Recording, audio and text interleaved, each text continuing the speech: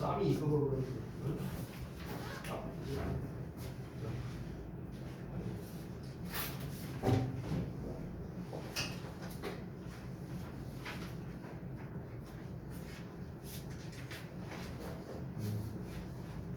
이게 이상해. 자, 보자. 제일 없었어. 에이 정말.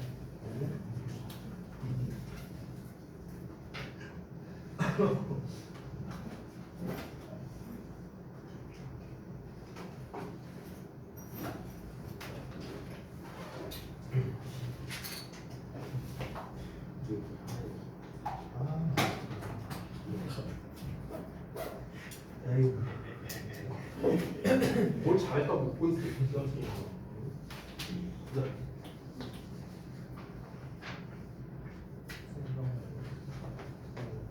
아 상관없어.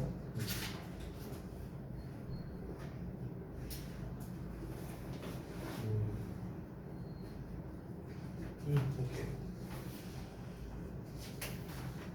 자.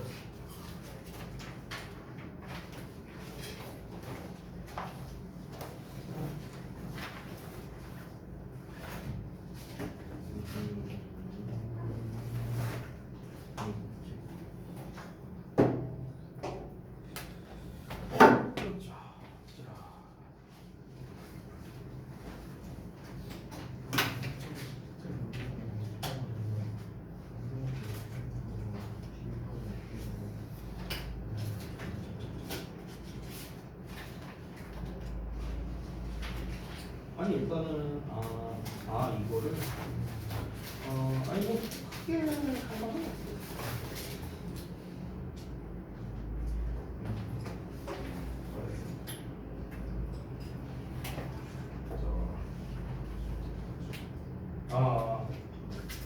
오늘 와서 한 거지 이거.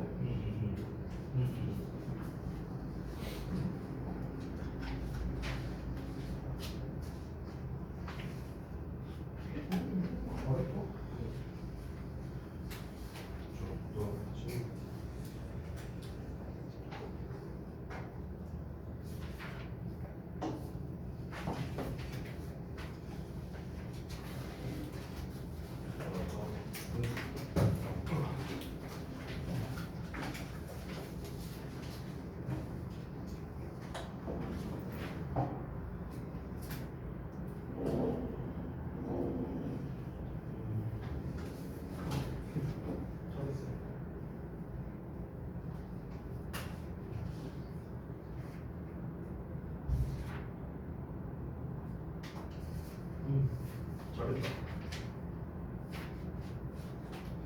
자, 오케이. 잘하셨고, 데일리 테스트 피드백을 좀 하고요. 그리고 우리 지난 시간에 이제 그 동사 관련어법까지 다 했었는데 그 절 관련어법을 좀 설명을 안 했던 걸로 기억하거든요. 그래서 그 부분을 좀 설명드릴게요. 그 정혁 혹시 오늘 보강할 때 그 프린트 오케이. 자, 그러면 데일리 피드백을 먼저 하겠습니다. 여기 나와 있는 제가 이제 여기 샘플에다가 좀 자세히 써놨죠. 요 과정대로 써라. 근데 이제 처음부터 여러분께서 이렇게 쓰기는 조금 어려울 것 같아서 일부러 제가 빈칸형으로 이제 문제를 만든 거예요. 자, 요게 어느 정도 여러분이 좀 익숙해지고 나면은 이 빈칸형으로 안 내고요. 그냥 이 근거 과정 요것만 써놓고 싹 다 비워놓을 겁니다. 알겠죠? 이제 여러분이 스스로 쓸 수 있도록 아직 초반이라 이렇게 했습니다. 자, 1번 문제부터 볼 건데 1번 문제랑 2번 문제 그리고 그 다음에 모의고사 유형 전부 다 동사 관련 어법만 제가 냈어요. 동사 관련 어법만. 그래서 풀이 과정이 다 똑같습니다. 근데 이제 1번에 밑줄 쳐져 있는 게 비동사잖아. 얘는 조금 추가로 필기를 했으면 좋겠어요, 얘들아. 그래서 내가 여기다 좀 쓸게. 자, 비동사 밑줄 문제. 자, 원래 우리가 동사 관련 어법 풀 때 하는 과정은 동사 자리가 맞는지 아닌지 판단을 해서 맞으면 시제, 수, 태 세 가지를 신경 쓰고 더 나아가서 자사동사까지 있었지만 그리고 동사 자리가 아니라면은 준동사를 쓰는데 준동사를 쓸 때는 밑줄 쳐져 있는 형태를 기준으로 한다. 그리고 특히 능동과 수동을 비교하는 문제가 많이 나온다. 이게 이제 지난 시간에 배웠던 내용이었어. 자, 그런데 비동사 밑줄 같은 경우는 고등부에서 나오는 문제가 2개밖에 없어요. 그래서 그거를 설명해 줄게. 자, 비동사에 밑줄 쳐져 있으면은 문제 의도가 둘 중 하나라 생각하면 돼. 첫 번째, 스위치 문제. 두 번째, 대동사 문제. 됐어? 이거밖에 없어. 고등부에서 나오는 비동사 밑줄은 얘밖에 없어요. 자, 그러면 일단 비동사의 밑줄이 쳐져 있을 때 여러분은 얘가 스위치 문제냐 아니면 대동사 문제냐 이거부터 구별을 해야겠지. 구별하는 방법은 아주 쉽습니다. 스위치 문제의 경우에는 뒤에 보어가 나와. 근데 대동사 문제는 뒤에 보어가 안 나와요. 여기서 참고로 내가 보어라고 썼는데 이 보어 자리에 올 수 있는 건 사실 너무나 많죠. 가장 기본이 되는 형용사나 명사가 온다. 이건 뭐 너무나 당연한 거고. 이것뿐만 아니라 보어 자리에 올 수 있는 게 뭐가 있냐? ing나 pp도 가능하겠죠. 아니면 뭐 대절이라든가 등등등 종류가 많죠. 이 전부 다 보어예요. 전부 다. 됐지? 자, 그러면 일단 스위치 문제는 뒤에 보어가 나오는데 대동사 문제 뒤에는 보어가 안 나온다고 했잖아. 이 이유를 먼저 알아야겠죠. 자, 이유를 내가 간략하게 좀 써줄게. 자, 잠깐 보면 이 대동사라는 것 자체가 우리가 이제 흔히 이제 동사를 대신하는 것이라고 이제 알고 있잖아요, 그렇죠? 근데 이 대동사라는 개념을 얘네가 언제 처음 배우냐면 초3 때 배워요. 초3 때. 초3 때 어떻게 배우는가? Do you like soccer? Yes, I do. 이러죠. 이렇게 하잖아. 그럼 여기에서 이 do 있죠. 이게 대동사야. 됐어? 근데 여기서 do가 가리키는 걸 정확히 써볼까? Like soccer. 됐어? 너 축구 좋아해? 나 축구 좋아해. 이 말인 거잖아. 그렇죠? 비동사로 물어보면 Are you a student? 너 학생이냐? Yes, I am. 그렇죠? 그럼 여기서 am이 말하는 건 am a student 이거잖아요. 그렇죠? 그럼 잘 보세요. 이 대동사라는 거는 엄밀히 말하면은 그러니까 물론 동사를 대신하는 건 맞지만 엄밀히 말하면 동사와 그 뒤에 나와 있는 목적어 또는 보어까지 세트로 대신하고 있는 거야. 됐어? 그러면은 대동사에 이미 보어나 목적어의 의미가 포함되어 있다고 생각해야 돼. 그러니까 뒤에 안 나오는 거야. 알겠냐? 이렇게 이해하면 되는 거야. 자, 그러면 다시 문제로 돌아와서 비동사에 밑줄 쳐져 있어. 둘 중에 뭔지 파악해야 된다 했지? 뒤를 봤더니 a problem 보어 나와 있어. 그럼 이거 무슨 문제? 수일치 문제. 그럼 수일치 문제니까 뭐 찾아야 돼? 주어 찾아야 돼. 주어가 PP, 동명사죠? 단수 취급. 이러고 끝나는 거야. 됐냐? 그래서 우리가 기존에 동사 관련 어법, 풀이법보다 훨씬 더 빨리 풀 수 있습니다. 알겠죠? 비동사 밑줄은 이렇게 푸는 게 훨씬 더 빠르고 정확해서 이 방법을 알려준 거야. 알겠지? 자, 넘어갈게. 두 번째. 자, 두 번째는 is held 이렇게 밑줄 쳐져 있지. 잘 봐봐. 어떻게 푸는지 보여줄게.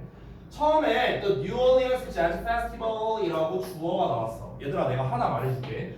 주어 다음에 만약에 콤마가 찍히고 동사 이렇게 나왔다. 이런 구조는 없어. 없어. 이런 거는. 아니, 주어 다음에 그냥 동사를 쓰지 콤마를 왜 갖다 붙입니까? 콤마는 안 붙습니다.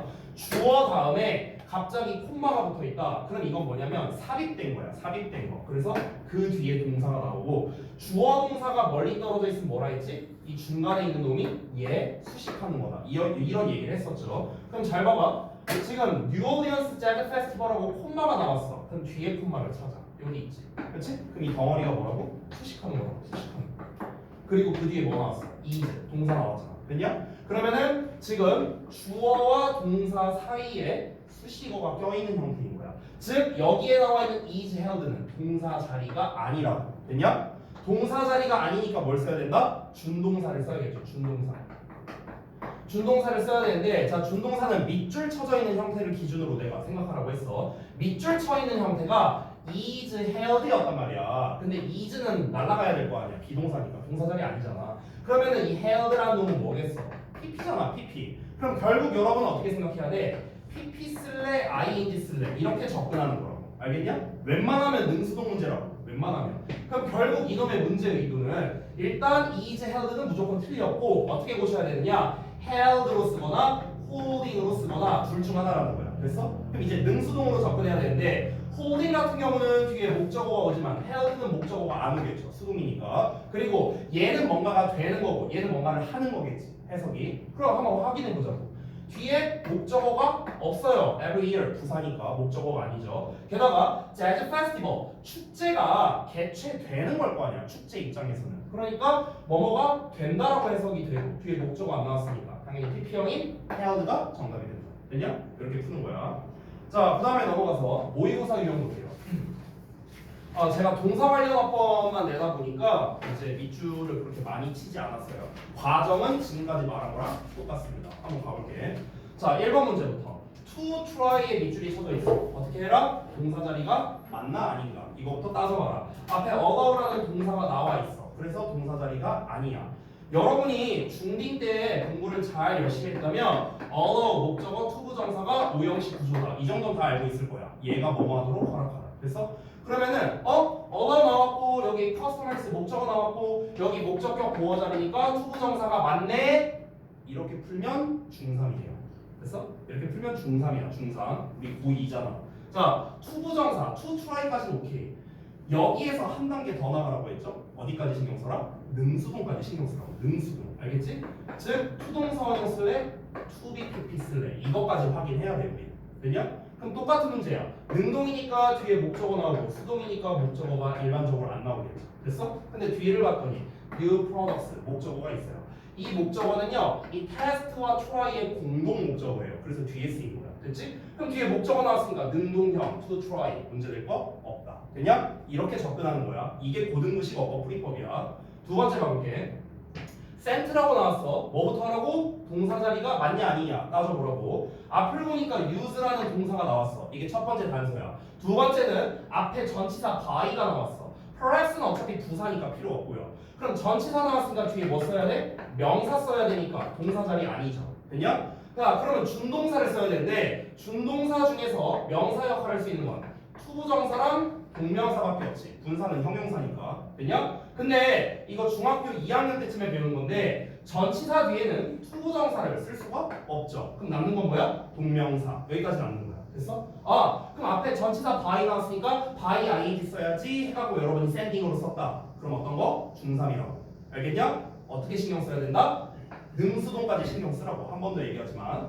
자, 이게 능동형이야. 동명사에. 수동형은 어떻게 써?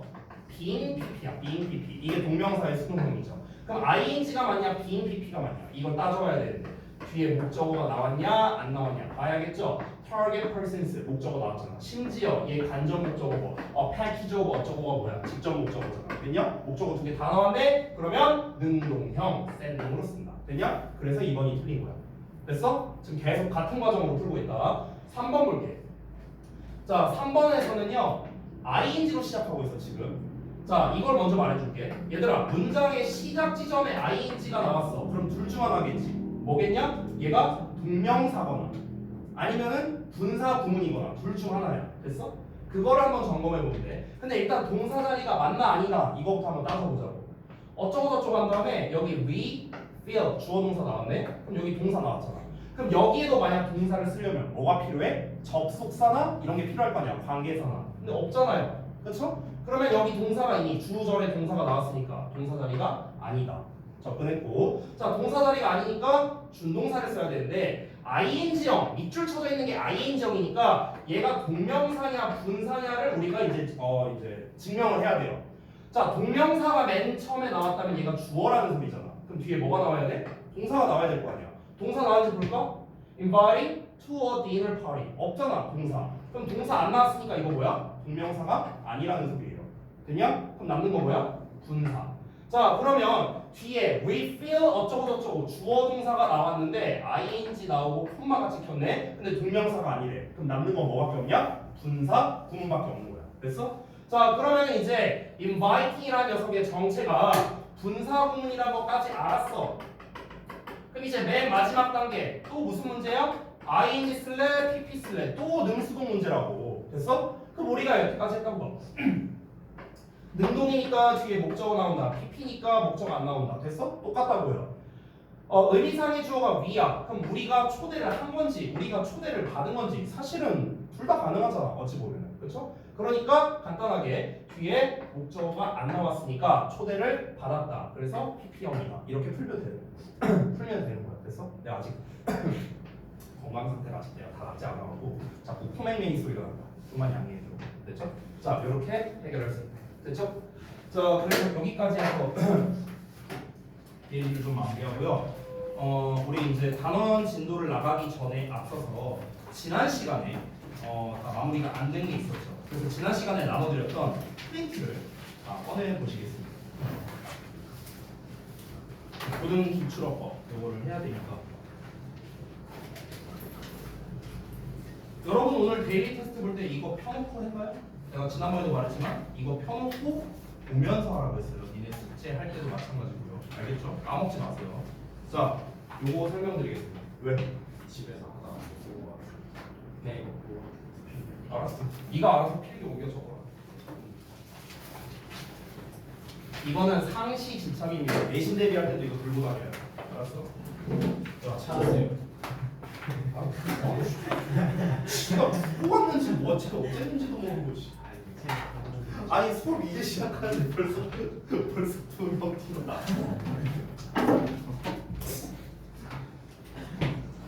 어떻게 정인아 이것 좀 줄까? 괜찮아? 알았어. 자 볼게요. 절괄련어법. 자 일단 이제 그 제가 그때 아예 설명 안 했었죠 절괄련어법. 오케이 하겠습니다. 절괄련어법이 뭔지부터 알아야 될 거 아니야? 뭔지부터 볼게요. 자 얘들아 일단 절이 뭔지를 알아야지. 절이 뭐야? 주어동사 뭐? 주어동사 뭐? 뭐? 얘기를 하다 바로 오형식에서 오형식이 있는 그 친구들이랑 그건 문장. 그냥 그래서 우리가 문장의 오형식이라고 부르지 절의 오형식이라고 부르진 않죠. 그렇죠? 문장. 주어동사 목적 아니야. 자, 절이라는 개념은 뭐냐면요. 주어 동사가 있는 덩어리. 됐어? 이걸 절이라고 불러.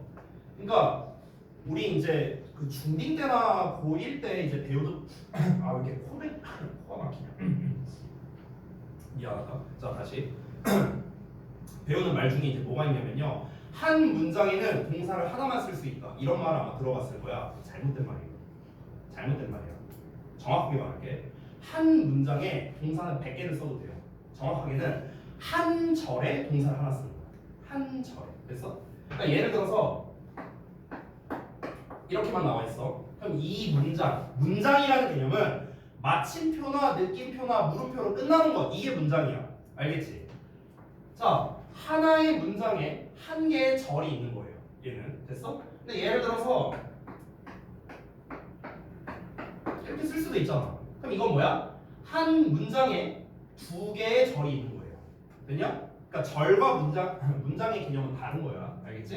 자, 다시 한번 절이라는 건 뭐냐면 주어 동사가 있는 덩어리를 말해요. 주어 동사가 없는 덩어리를 우리가 구라고 부르죠.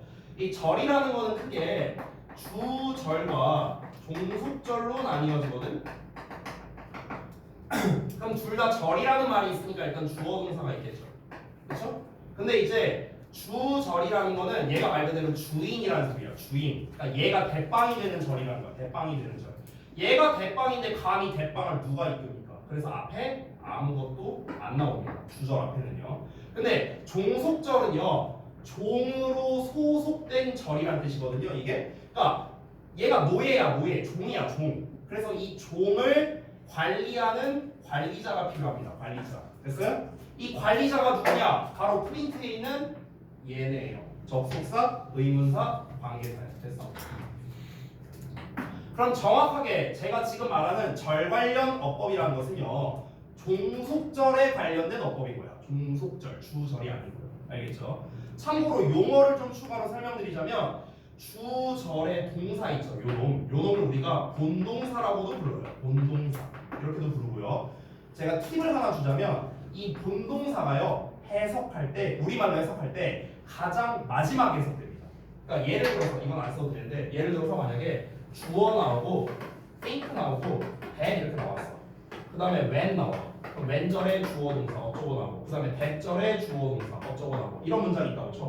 그러면은 지금 동사가 하나, 둘, 세 개 나왔잖아. 그치? 그치? 그러면은 얘가 뭐냐면 얘가 본동사거든? 왜냐면 이 주어 동사 앞에는 when이 있고요. 요 주어 동사 앞에는 that이 있어요. 그렇죠? 그러니까 얘 둘 다 종속절이야. 종속절.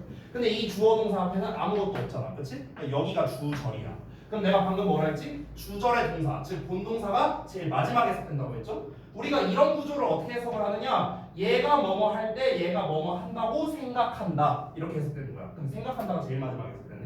됐냐? 그러니까 이렇게 본동사가 제일 마지막에 해석된다. 자, 그래서 다시 돌아가서 아우 가래 때문에 죽겠네. 미안. 자, 그래서 이제 어쨌든 절에 대한 기본적인 건 얘기했고, 그럼 결국 절이라는 것은 다시 한번 주어 동사가 있는 덩어리로서 우리가 배우고자 하는 건 종속절에 대한 어법이다. 종속절을 만들기 위한 재료가 다시 한번 체크해 보자면 접속사, 의문사, 관계사 이 세 가지다. 이 세 개 말고는 없어요. 없어. 그래서 접속사의 주어 동사, 의문사의 주어 동사, 관계사의 주어 동사 이렇게 나왔다. 이 셋 중에 하나의 밑줄이 쳐져 있다. 이게 바로 뭐다? 절 관련 어법이다. 이렇게 이제 제가 칭하는 겁니다. 자, 그러면 이 절 관련 어법을 우리가 풀기 위해서는요, 추가 개념을 알아야 돼요. 요 3번으로 바로 갈게요. 이 절 관련 어법을 풀 때 절대 빠지지 않는 개념이 완전하냐 불완전하냐라는 겁니다. 이게 항상 나와요. 니네가 흔히 불완전한 문장이다 완전한 문장이다 라는 말을 아마 관계대명사 배울 때 처음 들었을 거예요. 관계대명사 배울 때 관계대명사 뒤에는 불완전한 문장이다, 관계부사 뒤에는 완전한 문장이다. 그래서 수학 공식처럼 우리가 막 외웠잖아, 그렇죠? 그러니까 이게 맨 처음, 이게 절 관련 어법에서 절대 빠질 수가 없는 개념이야. 잘 들으세요. 자, 일단 완전하냐 불완전하냐의 개념부터 다시 한번 잡아볼게. 완전한 문장은 뭐라고 써있죠? 문장에 5가지 형식이 있죠. 1, 2, 3, 4, 5. 그 형식에 알맞은 문장, 이게 완전한 문장이에요. 쉽게 말하면 불완전한 문장의 개념이 더 중요해요. 잘 보세요. 불완전한 문장은 뭐냐면 명사 자리에 명사가 없는 문장이에요. 이게 불완전한 문장. 명사 자리, 그러니까 명사 자리는 주어, 보어, 목적어, 전치사 뒤, 이게 다 명사 자리잖아, 그렇지? 근데 요 자리에 명사가 없어. 이게 불완전한 문장이라는 거의 개념이에요. 됐어? 그러면 우리가 이 개념을 알고 있으면요, 이런 공식 같은 게 나와요. 이런 공식 같은 거. 잠깐 딴 얘기할게. 내가 이제 얘기하는 사람들이 있는데, 그 우리 학원 그 최근에 우리 학원 그 인스타 그 계정이 있잖아요. 학원 계정. 모르는 사람도 있나 보네. 어쨌든 최근에 이벤트도 했는데 아무튼. 근데 이제 그 인스타 계정을 우리가 처음 만들었을 때가 작년 12월 말쯤이었거든요. 근데 이제 그때 우리가 뭐 이벤트 한다고 무슨 뭐 커피 우유인가 뭐 이런 거 준다고 해서 뭐 이렇게 이벤트 한 적이 있었어. 근데 이제 그때 졸업생들까지 막 와갖고 댓글을 엄청나게 달았는데, 내가 최근에 한번 본 적이 있는데 댓글이 300몇 개가 있더라고요. 그 게시물에. 근데 이제 그 졸업한 친구 중에 이제 숭실대간이 이제 그 연우라는 친구가 있는데요. 그 친구가 이제 원장님이랑 원장님 그리고 저 그리고 저기 누구야 선생쌤 그리고 이제 카노쌤 이렇게 네 분한테 이제 학습을 배운 적이 있거든요.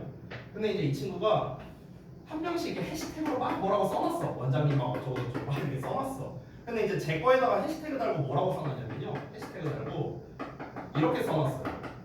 완수불명 이렇게 써놨어. 한번 나중에 찾아보세요. 있어요. 이렇게 써놓은 게 있거든. 그래갖고 내가 너무 웃겨갖고 내가 얘한테 DM을 보냈어. 얘한테 DM 보내갖고, 야 너 이거 아직도 기억하고 있냐? 아 쌤 저 지금 이번에 영어 교양 수업 있는데 저 아직도 이거 써놓고 있어요. 이런 얘기를 했거든요. 이 완수불명이 뭔지 알아요? 이거예요. 됐어요? 이거야 이거. 지금 내가 설명하는 거. 됐어? 자, 그래서 저런 이제 그 공식 같은 게 나오는데 이 원리를 좀 설명해 드릴게요. 잘 봐. 완전한 문장, 예를 들어서 내가 5형식 구조를 썼어요. 완전한 문장이죠. 그렇죠? 5형식. 우리 영어 문장에 존재하는 성분은 주어, 동사, 목적어, 보어, 수식어 5개밖에 없습니다. 더 있나? 없어요. 이게 다야. 영어에 존재하는 성분은. 자, 근데 여기에서 지금 5형식이라는 이미 완전한 형태가 나왔거든. 근데 내가 여기다가 뭘 더 쓰고 싶어. 그럼 이 중에서 뭘 써야 될 거냐? 이 5개 중에서 대입해봐. 뭘 쓸 건지. 이래. 안 되고, 안 되고, 안 되고, 안 돼요. 남는 거 뭐야? 이거밖에 없어. 그래서 완전한 문장은 수식어랑 짝일 수밖에 없는 거야. 이해됐냐? 앞쪽으로 가도 마찬가지야. 앞쪽으로 가도. 여기도 뭐야? 수식어랑 짝일 수밖에 없는 거야. 됐냐? 굳이 하나 더 추가하자면 뭘까? 문장과 문장을 연결하는 접속사 정도 쓸 수 있겠지. 그렇지? 그래서 완전한 문장은 수식어 또는 접속사랑 짝일 수밖에 없는 거야. 됐냐? 뭐 엄청난 공식이 아니에요. 당연한 거예요. 당연한 거. 수식어의 종류는 형용사, 부사 2개밖에 없죠. 됐어? 여기 써놨어요. 형용사, 부사. 됐냐? 자, 그럼 이렇게 한번 가볼게. 이번에는 내가 예를 들어 3형식 문장을 쓰고 싶어. 근데 여기서 얘가 빠져있어. 그럼 얘는 어떤 문장? 불완전한 문장.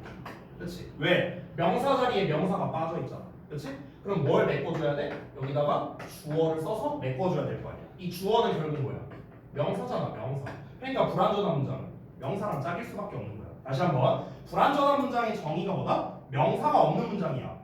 근데 우리가 불완전한 채로 두면 안 되잖아. 의미 전달이 잘 안 될 테니까. 그럼 어떻게 해야 돼? 명사, 빠져있는 명사를 메꿔줘야죠. 그렇죠? 그럼 이게 메꿔지는 순간 이렇게 되면 이제 어떻게 되는 거야? 이제 완전한 문장이 되는 거지.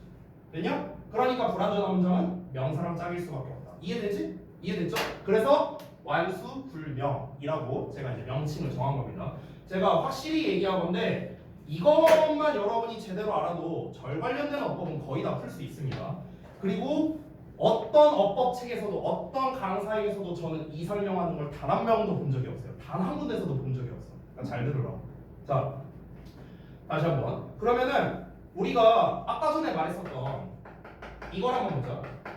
관계대명사는 뒤에 불완전한 문장이 온대. 관계부사는 뒤에 완전한 문장이 온대. 우리가 이렇게 외웠잖아. 왜 이런지 이제 알 수 있다? 불완전한 문장은 명사랑 짝이거든. 완전한 문장은 부사, 수식어랑 짝이거든. 이래서 그런 거야. 됐어? 우리가 여태까지 배운 게 다 뭐냐? 다 여기에 속해 있는 거라고 다. 그러면은 내가 아무거나 말해도 이제 여러분은 뒤에 어떤 문장이 오는지 알 수 있어. 예를 들어 볼까? 복합 관계 대명사야.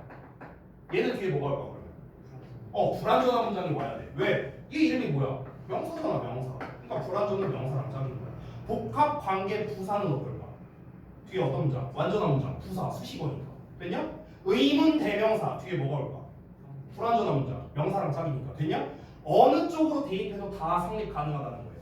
알겠죠? 그러니까 일일이 외울 필요가 없어. 일일이 관계부사는 완전 잠깐만 복합 관계대명사는 뒤에 뭐가 왔지? 이럴 필요가 없어. 요것만 알면 돼. 요것만.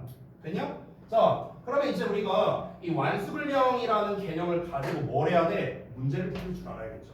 자, 그 가장 대표적인 유형이 바로 what과 that을 비교하는 문제입니다. 제일 대표적인 유형이죠. 요거를 한번 보여드리도록 할게요.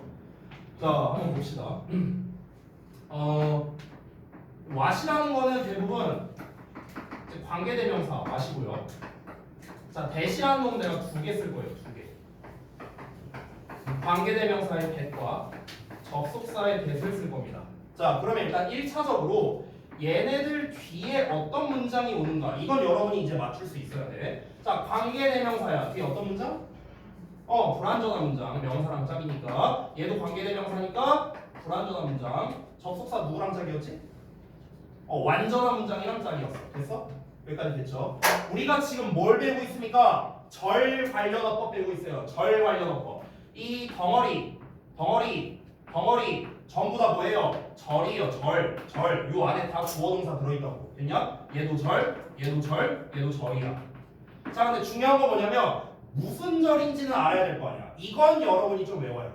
이거는 외워야 돼요. 됐어? 자, 근데 여러분이 아마 잘 아실 것 같은데 왓절은 무슨 절이죠? 명사절이죠. 일반적인 관계대명사는 무슨 절이죠? 형용사절이지. 형용사절. 왜 형용사절이야? 관계대명사 앞에 뭐 나와? 선행사가 품사가 뭐야? 명사잖아. 그럼 명사 꾸며준 게 누군데? 형용사잖아. 됐냐? 자, 대절, 접속사 대신 무슨 절일까? 얘는 명사절이야. 됐냐? 됐죠? 자, 우리가 보통 이 절 관련된 문제를 풀 때 잘 못 푸는 이유가 뭐냐면요. 뒤에 어떤 문장이 오느냐 이것만 따지기 때문입니다. 앞에도 따져야 돼. 앞에도. 자, 앞을 볼까? 앞에는 어떤 문장이 올까? 덩어리가 명사래. 그럼 명사니까 누구랑 짝이야? 불완전이야. 됐어? 덩어리가 형용사야. 수식어네? 그러면 완전한 문장. 덩어리가 명사야. 그러면 불완전한 문장. 되냐? 이거야 이거. 내가 위에 썼던 완수불명 다 그걸로만 하는 거야. 되냐? 그럼 what, that 세 개를 봤을 때 앞뒤 문장 구조가 다 다르다는 게 확인이 됩니다. 보이시죠? 이렇게 푸는 거예요. 이게 what과 that을 구분하는 거의 정석풀이법이에요. 정석풀이법. 됐어? 이 어법과 실력 따지기 교재를 보면은요 뒷부분에 유닛 몇인지 까먹었는데 그 유닛에 이 WH로 시작하는 거 그리고 that 이걸 비교하는 파트가 있거든요. 근데 거기에서도 설명이 뭐라고 나와 있냐면 뒷부분에 대한 이야기만 나와 있어요. 이건 안 나와 있어. 이건 안 나와 있어. 그래서 전 대단히 불만이에요. 이 책에 대해서. 어쨌든. 그래서 앞뒤 문장 구조를 다 해야 됩니다. 보통 얘네가 이거 어떻게 푸는 줄 알아요? 만약에 뒤에 불완전한 문장 나왔다? 앞에 명사, 즉 선행사가 없네? 그러면 what 이렇게 풀어요. 너네는 보통 앞이 불완전하니까 what이네? 이렇게 하는 게 아니라 앞에 명사가 없으니까 what이네? 이렇게 풀어버린다고. 근데 그렇게 풀면은요 고난도 문제에서 틀립니다. 틀려요. 예를 들어서 내가 이따 하나 보여줄 건데 맨날 보여주는 문제 있거든? 이따 보여줄 건데 예를 들어서 주어 동사만 나왔어. 근데 왔을래, 됐을래 이렇게 나왔다고 쳐볼게 문제가. 근데 뒤에 동사가 이렇게 나왔어. 그럼 대부분 학생들은 뭘 고르냐면요 what을 골라요 여기서. 왜? 일단 뒤에 불완전하네? 앞에 명사 없네? 이러니까 what을 고른다고. 아니에요. 아니야. 대시 답일 수도 있어요. 왜 대시 답일 수도 있는 줄 알아? 얘가 얘를 꾸며줄 수도 있거든. 됐냐? 그러니까 우리가 단순하게 앞에 명사가 없네? 이렇게만 풀어서는 안 된다는 거야. 근데 우리가 잘 봤을 때 예를 들어서 이 앞부분을 구문 분석해보니까 여기가 불완전하네? 그럼 뒤에 명사 와야 되네? 근데 둘 다 명사가 가능하잖아. 그치? 근데 뒤에가 불완전하잖아. 여기가 불완전하니까 관계 대명사가 필요하죠. 그래서 what이 답이다. 이렇게 푸는 거야. 됐어?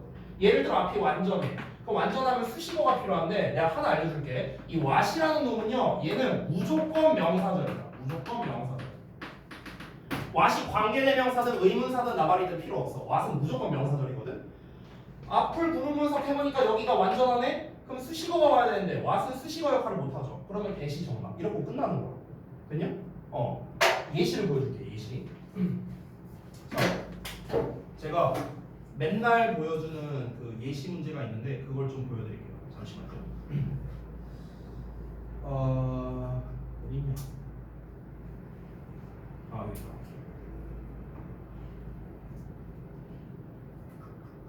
자, 요 문제를 봐봐. 요 문제. 이거 좀 이거 지워도 되지? 이거 지웠나? 자, 봐봐. 내가 방금 전에 보여준 문제랑 똑같아요. 패턴이. 봐봐. uses material 주어 나왔고 is gathered 동사 나왔어. 왔을래 됐을래 나왔지? 그리고 뒤에 뭐 나왔어? may see 동사야. 똑같지? 내가 방금 쓴 거랑 구조가 똑같아요. 그래서 그때 예전에 학생들이 어떻게 풀었냐면은 참고로 그때는 문제가 선택형으로 안 나왔어요. 밑줄로 나왔어. 밑줄. what으로 하고 밑줄로 나왔었어. 근데 이제 그때 어떻게 됐냐면 애들이 what을 다 맞다고 표시한 거야. 왜? 뒤에 동사만 있고 앞에 명사 없잖아. 그치? 뒤에 불완전하고 앞에 선행사 없네? what 이렇게 썼다고. 이랬다가 다 틀려왔어 애들이. 이랬다가 다 틀려왔다고. 정답은 대시예요. 이게 아니야. 대시 정답이고 대절이 얘 꾸며주는 거예요. material 꾸며주는 거야. 됐어? 그래서 학생들이 이 문제를 많이 틀렸는데 그때 41명 정도가 문제를 풀었었거든요. 학교에서. 근데 10명 정도밖에 못 맞췄어요. 이 문제를요. 그래서 학생들이 이 문제를 가지고 선생님한테 질문을 하라고 한대. 학교쌤한테 질문하라고 하는데 뭐라고 질문했냐면 선생님 뒤에 지금 불완전한 문장이고 앞에 명사가 없는데 왜 대시 정답이에요? 일단 이렇게 물어봤대. 그러니까 학교쌤이 뭐라고 했냐면 이 대절이 앞에 있는 매트리얼을 꾸며줘서 그런 거야. 이렇게 답을 했대. 그럼 이제 학생들 입장에서 또 뭐가 궁금하겠어? 두 번째. 아니 선생님 선행사가 왜 이렇게 멀리 떨어져 있어요? 바로 여기다 써야 될 거 아니야. 그럼 대를 왜 이렇게 멀리 왜 이렇게 떨어져 있어요? 그래서 쌤이 이제 두 번째로 대답했죠. 대절이 너무 길어서 뒤로 뺐어. 이렇게 대답한 거야. 그럼 이제 마지막 세 번째. 학생들이 진짜 궁금해할 거. 그럼 선생님 만약에 주어 동사 나오고 왔을래 됐을래 문제가 나오고 이런 식의 문제가 나왔을 때 그러면 만약에 뒷문장이 목적어 역할을 한다면 what이 답이 되는 거고 만약에 대절이 얘를 꾸며준다면 대시 정답이 되는 걸 거 아니에요. 그렇잖아. 그럼 선생님 이거를 어떻게 구별해야 돼요? 이렇게 물어봤대. 공부를 좀 잘하는 친구가. 그래서 선생님이 뭐라고 대답했는가? 해석해보면 돼. 이렇게 얘기를 했대요. 됐어? 언제 해석하고 앉았어? May seem important at the time, but those 어쩌고저쩌고. 그래갖고 잠깐만 얘가 이걸 꾸며주는 건가? 언제 해석하고 앉았냐? 근데 잘 봐요. 방금 제가 알려준 완수불명으로 풀어볼게요. often 뭐 부사니까 필요 없고요. 주어예요. 동사예요. 수동태죠. 수동태는 원래 뒤에 목적어가 안 나오죠? 그럼 얘가 무슨 문장이야? 완전한 문장이야. 뒤에 뭐 써야 돼? 수식어. what은 수식어 안 된다고 했죠? 네. 끝났어요. 됐어? 5초도 안 걸려요. 푸는데. 5초도 안 걸리는 거야. 내가 지금 해석했어요? 해석도 안 했어. 내가 뒷문장 봤냐? 뒷문장도 안 봤어. 끝났어 이러고. 이렇게 쉬운데 왜 굳이 힘들게 뭐 왓의 경우는 뭐뭐 하는 것으로 해석하고 얘가 막 얘를 수식하나? 이거 해석이 뭐로 그러고 앉아있어요? 풀면 되잖아요. 쉽게. 됐나요? 이게 저동이랑 가자에서 동시에 나왔던 시험 문제고요. 수능 특강 라이트에서 발췌한 겁니다. 이 문제가 9버전 수특 라이트. 그러니까 이렇게 하면은 쉽게 해결 가능해요. 여러분. 완수불명으로 해결하면. 그래서 제가 이 방법을 알려드린 겁니다. 가장 대표적인 문제가 와시냐 대시냐 이걸 구분하는 문제입니다. 아시겠죠? 그래서 이거는 응용할 수 있는 범주가 굉장히 많이 있기 때문에 완수불명이라는 개념만 잘 알아도 여러분이 쉽게 해결이 가능하다. 자, 여기까지가 이제 절관련어법입니다.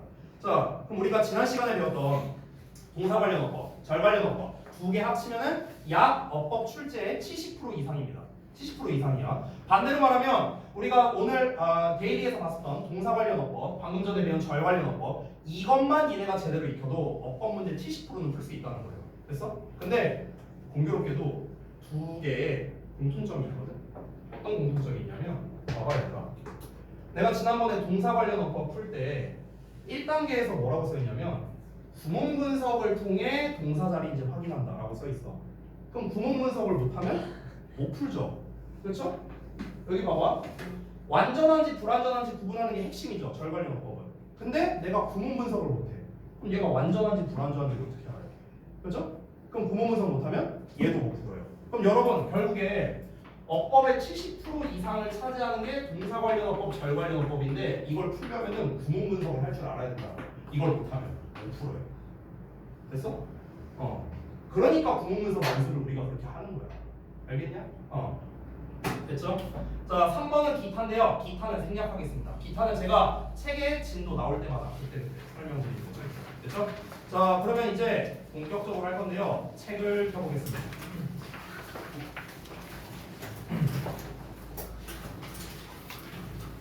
아마 8페이지였던 거 기억하는데 네, 유닛 1을 볼게요.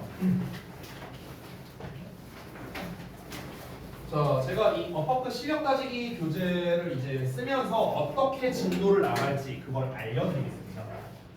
일단은 저는요 크게 두 가지로 나눠서 설명을 드릴 거예요. 이 책을 진도를 나갈 때. 첫 번째는 뭐냐면요. 필요하다면 핵심 개념을 설명드릴 겁니다. 핵심 개념 필요하다면. 자, 그리고 두 번째는요. 시험 포인트를 설명드릴 거예요. 시험 포인트. 시험 포인트는요 쉽게 말하면 그래서 시험에 어떻게 나오는데 이거예요. 알겠죠?